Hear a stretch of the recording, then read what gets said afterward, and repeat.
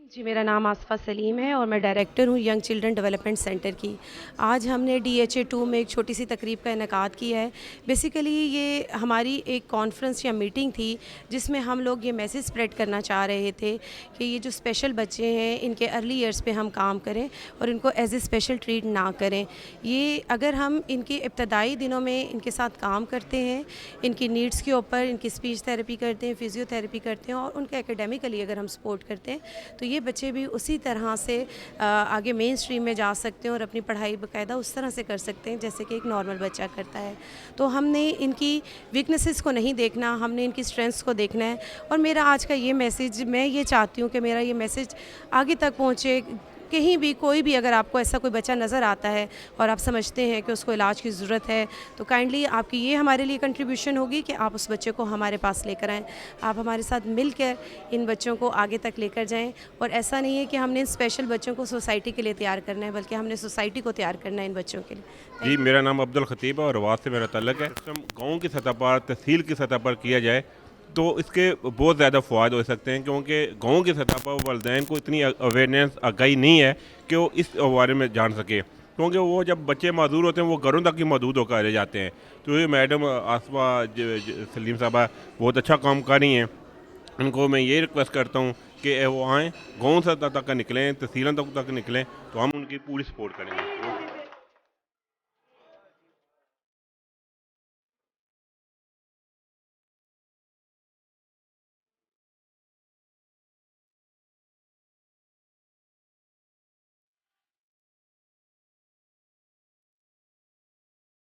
Captain Faiz behind you.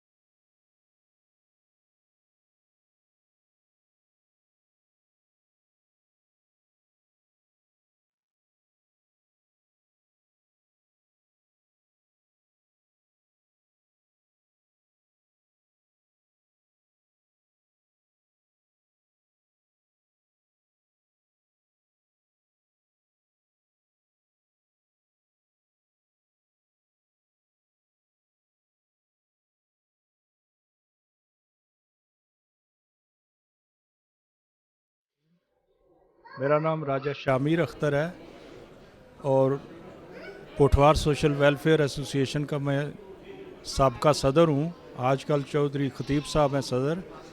तो इस programme में आ जाने से मैं 1 साल से बेड पे था। आज इस प्रोग्राम ने मुझे दोबारा उठा दिया। इंशाअल्लाह ताला हम इस इदारे से इनकी बहुत सारी सपोर्ट करेंगे। VRDEP गवर्नमेंट ऑफ पाकिस्तान का इदारा है, जिसके साथ मिलकर हम ऐसे बच्चों के लिए बहुत काम कर रहे हैं। तो इंशाल्लाह हमको इनको भी फहरिस्त देंगे जो हमने ऑलरेडी अपने इलाके से चुने हैं बच्चे। तो ज़िंदगी रही तो इनसे ताउन जारी रहेगा। ये बहुत अच्छा काम है। अल्लाह पाक इनको जज़ाए खैर दे और जितने भी हाज़रीन आए हैं उनको भी अल्लाह पाक अपनी हिफ्ज़ व अमान में रखे। आमीन।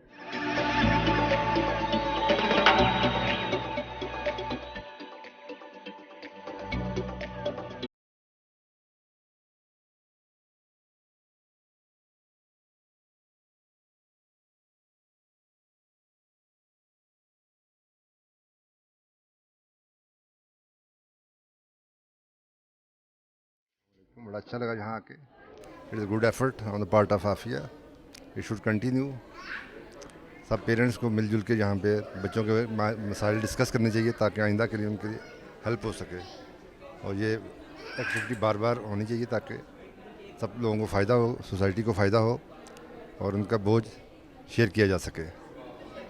और मेरा सब लोगों से ये रिक्वेस्ट है कि इनको पार्टिसिपेट करें और डोनेशन दें इनके बच्चों के लिए ताकि इनके फाइनेंशियल लोड पे भी हेल्प की जा सके।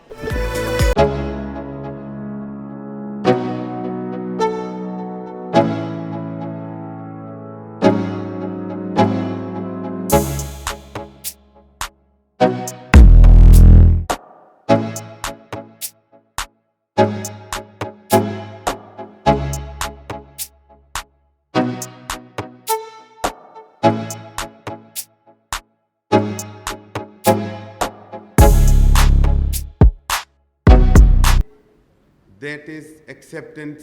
सबसे पहले पेरेंट्स, सिबलिंग्स और फैमिली इस चीज़ को एक्सेप्ट करे कि बच्चे में कोई मसला है और उस मसले के लिए क्या करना चाहिए। ये सवाल आपको ठीक डायरेक्शन में लेके जाएगा।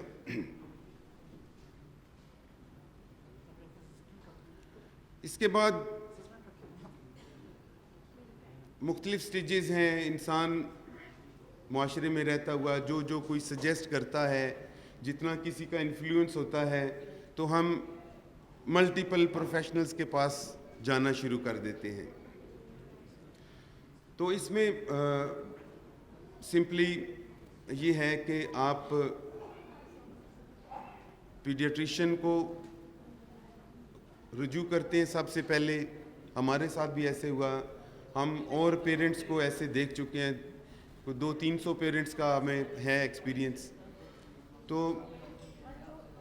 वहाँ पे हमें ये देखने को मिलता है ज़्यादातर कि बच्चे को कोई ख़ास मसला नहीं है, देखने में ठीक है, मे बी कुछ स्पीच डिले है तो इसको 4-6 महीने और दे के देखते हैं। तो इस सूरत में अब हमारे यहाँ इतनी अवेयरनेस हो गई है। Good afternoon to everyone. First of all, I'm thankful to Young Children Development Center team and their CEO, Ms. Asfa Salim, for arranging this conference and letting me to share my views on why it's important to make society more inclusive for people with disabilities, as I'm autistic and now can understand the challenges we, the intellectual disabled people, go to every day in life. I firmly believe that we all have the power and responsibility to make society more inclusive for everyone. Thank you. I was born on 2nd July 1998 and my early development was normal except for verbal speech. From 2 years onwards, things became very challenging with many ups and downs for my parents, all because of my invisible disability and a lack of early diagnosis facilities available. My parents struggling on two fronts, one for diagnosis and other to get admission for me in a school. I said my first word and learned my name when I was 8 years old. Luckily, I got admission in a mainstream school. Initially, going to primary school was fun.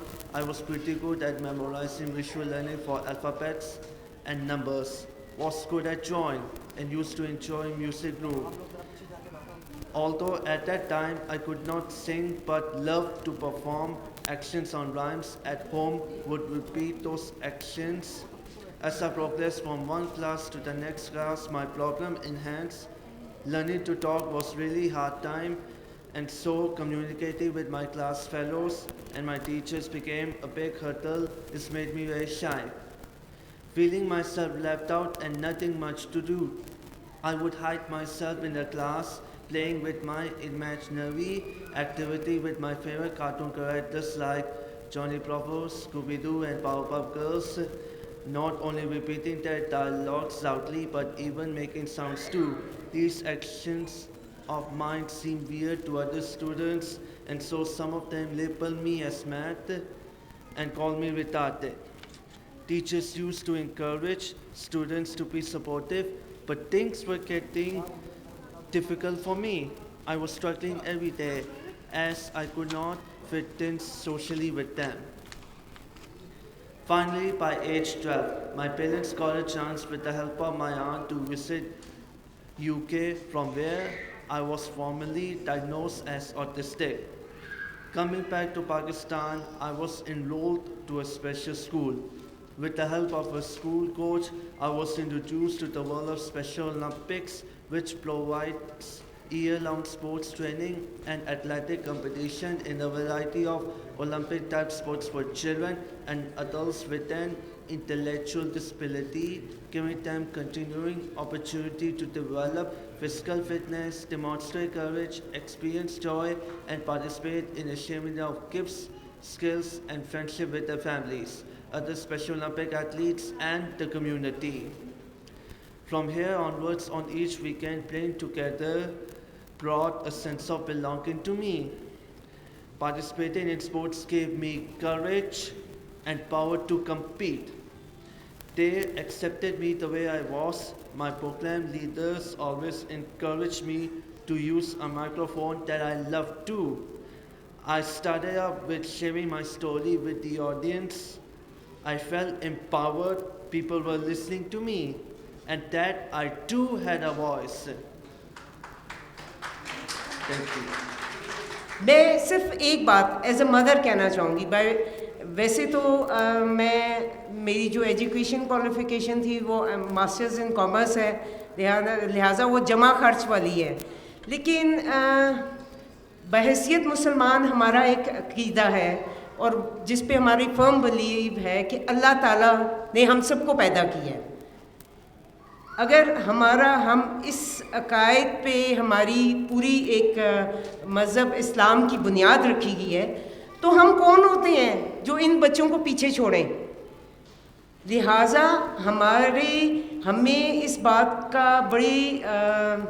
बात को समझने की ज़रूरत है कि इन बच्चों के पास अपनी एबिलिटीज़ हैं और अगर हम इनसे सीखें तो हमारे लिए भी ज़िंदगी के जो उतार चढ़ाव हैं वो बहुत आसान हो सकते हैं और ये बच्चे भी अपनी ज़िंदगी बड़ी भरपूर तरीके से और बहुत अच्छे तरीके से गुजार सकते हैं।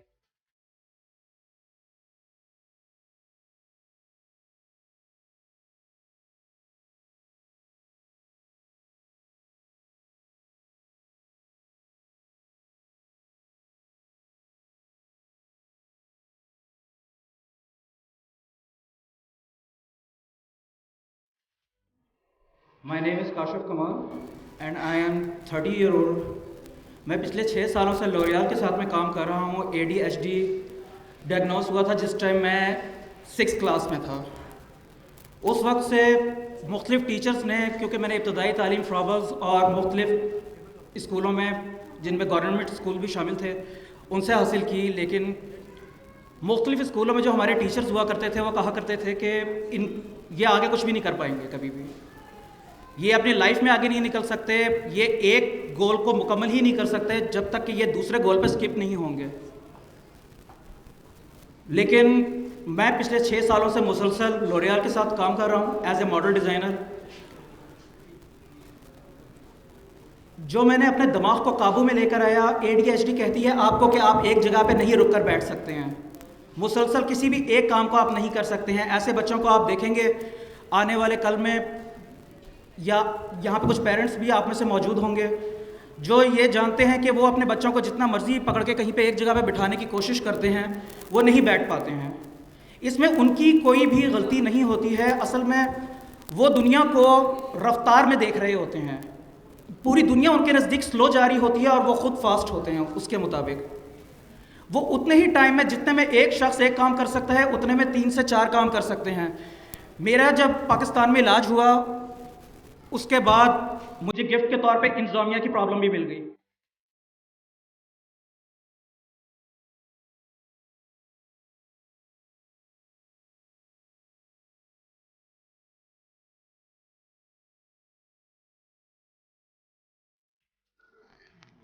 बेबीज़ जो हैं इस तरह के, उनके लिए फ्री ऑफ कॉस्ट मेरी तरफ से जो भी होगा वो मैं अपने लिए करूँगा। ये किसी के लिए नहीं करूँगा, 2 बेबीज़ के लिए। और आप लोगों से भी रिक्वेस्ट है कि आप लोग भी जितने हमारी मदद कर सकते हैं इस काम में, क्योंकि ये सबसे ज़रूरी काम आजकल मैं समझता हूँ कि ये है कि बच्चों को ट्रीटमेंट दिया जाता है, बच्चों के साथ अच्छे तरीके से पेश आया जाता है और बड़ा अच्छा रिहैब सेंटर हमने इसको बनाया हुआ। तो आप लोगों से दरख्वास्त है कि जो जो आप लोग भी कर सकते हैं उसको ज़रूर हमारी मदद करें आप लोग। हज़रात गिरामी, ये जो खूबसूरत स्टेज सजा है, यहाँ बहुत दुख की बातें भी होती हैं, और लेकिन मैं चाहता हूँ कि आप चेहरों पर मुस्कुराहट भी होनी चाहिए। ये जो स्पेशल बच्चे होते हैं, मैं समझता हूँ कि अल्लाह ताला की बहुत बड़ी नेमत होती है। ये जैसे मैं साहब ने कहा कि लोग कुछ समझते हैं कि शायद हमारी कोई गलती हो गई या कोई ऐसी बात नहीं। मैं एक डॉक्टर की हैसियत से आपको बताना चाहता हूँ कि जितना प्यार माँ को स्पेशल बच्चे से होता है वो दूसरे बच्चे से नहीं होता। और हमने ऐसे बच्चे, जब माँ, कोई भी बच्चा जब बीमार होता है तो माँ उसके लिए तड़पती है, बाप उसके लिए तड़पता है, लेकिन आप यकीन मानिए जब एक स्पेशल बच्चा सीरियस हालत में कंडीशन में अस्पताल में पहुँचता है तो जो प्यार मैं उन वालिदैन के चेहरों पर देखता हूँ, जो मोहब्बत उनके चेहरों पर देखता हूँ, वो नॉर्मल बच्चे के वालिदैन के चेहरे पर मैंने कभी नहीं देखी। तो मैं समझता हूँ कि रब्बुल इज़्ज़त ने ये एक इनाम दे दिया होता है वालिदैन को।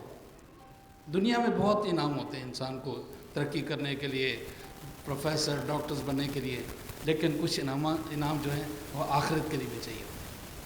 रब्बुल इज़्ज़त ने अगर आपको कोई स्पेशल चाइल्ड दिया है, उसको संभालने का आपको मौका दिया है, उसको पालने का एक दस्त दिया है, उसको छोटी उम्र में एक ऐसे बच्चे को जो बैठ नहीं सकता, बात नहीं कर सकता, चल नहीं सकता, आपसे मांग नहीं सकता, आपको कुछ दे नहीं सकता, आप उसको सिर्फ इसलिए तरबियत कर रहे हैं, सिर्फ इसलिए उसको पा रहे हैं कि अल्लाह तबारक ताला ने आपको एक इम्तिहान से सुरखरू होने के लिए बच्चा अता किया है।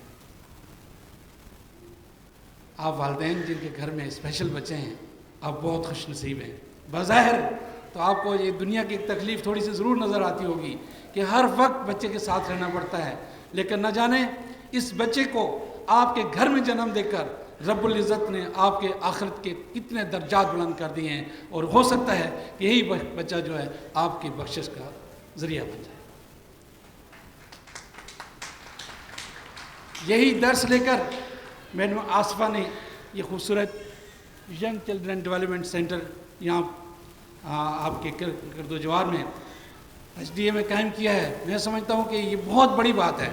हम एक CP चाइल्ड को देखने के लिए घबरा जाते हैं, एक बच्चे को जब देखते हैं हम घबरा जाते हैं, हम चाहते हैं कि यहाँ से ये बच्चा माजूर है, इसके इधर से गुजर जाएँ, उधर से गुजर जाएँ। मैडम आप सलाम पेश करता हूँ कि आपने ऐसे बच्चों को इकट्ठा करके रोज़ाना बेशुमार बच्चों को देखने, उनको संभालने का मिशन अपने सर पे ले लिया है। ऐसे अजीम लोग जो दूसरों का दर्द बांटने के लिए, दूसरों के उस तकलीफ़ को अपने ज़िम्मे लेने के लिए, इस दुनिया में सुरखरू होने के लिए, आखिरत में सुरखरू होने के लिए ऐसे प्रोजेक्ट सेलेक्ट करते हैं। बेशुमार ऐसे लोगों पर सलामती हो, उनको बेशुमार सलाम हो। मेरे पास वो अल्फाज नहीं कि मैं मैडम और उनकी तमाम यूनिट को खराज तहसीन पेश कर सकूँ, उनको सलाम पेश कर सकूँ, उनको तकरीर पेश कर सकूँ।